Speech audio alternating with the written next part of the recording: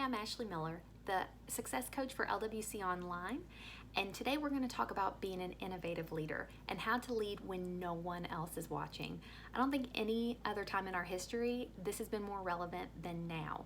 How do you lead when you're alone, when you are at home, when you're isolated, when you're not around your Lindsay family? How do you lead in a time where no one else is watching you? Well, in my time as a professional, I was lucky enough to begin my career with the Walt Disney Company. And I spent 5 years with Disney World and Disney Cruise Line. And in that time, Walt Disney and the Disney Company taught me the most amazing principles that you can apply to any major in any field that we have available and throughout your entire career. And that is to anticipate needs, embrace change, and encourage the hearts of those that are around you. So first, let's talk about anticipating needs. Walt Disney built Disneyland because he wanted to take his children to a carnival. And at that time, carnivals were very, very limited. They didn't have a lot for the entire family to do. And frankly, they were really dirty. And he wanted a place where he could feel comfortable, where he could have his children immersed in an experience, where he could cancel out the outside world and they could all bond together as a family. And thus Disneyland was born. Since that time, millions of people around the globe have benefited from anticipating the needs of his family. And they have seen Disneyland and Shanghai Disney and Disney World and Disney Cruise Line. And through all of those places, he anticipated that people needed an escape and they needed a place where they could come together as a family. So what does that mean for you? The best place where you can anticipate the needs of those that are around you is your social media platforms. You can see all the struggles that those are around you are having. You can encourage them where they need to. You can reach out to them where you need to. You can see what everyone is going through their social media accounts. It's a fantastic place where you can see how your own reality is and then help others through that by anticipating their needs. Also, embrace change. Now, this is one that I personally struggle with.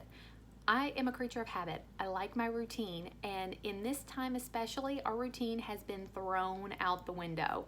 So how do you embrace change when maybe you were a seated student and you never wanted to be online and now you're fully online? We went through this when we started Lindsay Online. How do we give the Lindsay Wilson experience to all of our students no matter what platform they're on? And that is remembering that there are real people behind those screens. And the best way that you can embrace change is by remembering the people behind the change. All Disney communications are signed by real people. When you go into any one of their properties, everyone has on a name tag with their first name on it. They're people, and they're people first. And the best way to embrace change is by seeing the people behind the change. Lastly, encouraging the hearts of those that you lead.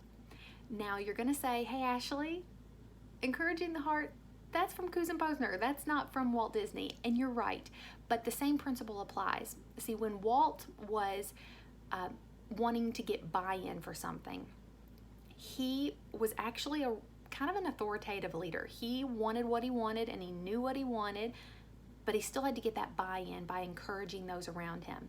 So his animator said that he would stand in the middle of the room and he would act out the entire production, and he would get the buy-in by making them all feel like they were a part of it and that it was their idea to begin with. One of his sculptors said that Walt had this amazing ability to sell us on ourselves. It takes people to make the dream happen, after all. So how do you encourage the hearts of those around you and those that you lead? Send a quick text. Send an I appreciate you in an otherwise harsh email. Maybe you email a gift card to a colleague.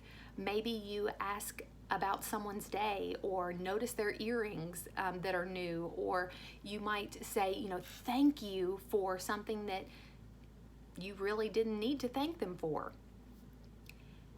Because you remember the people behind the message and you encourage their heart, they're going to want to follow you in the end. So being an innovative leader comes down to 3 principles: Anticipate needs, embrace change, and encourage the hearts of those that are around you. And I'll leave you with a word from Walt Disney himself. He said, if you can dream it, you can do it. Because it's kind of fun to do the impossible.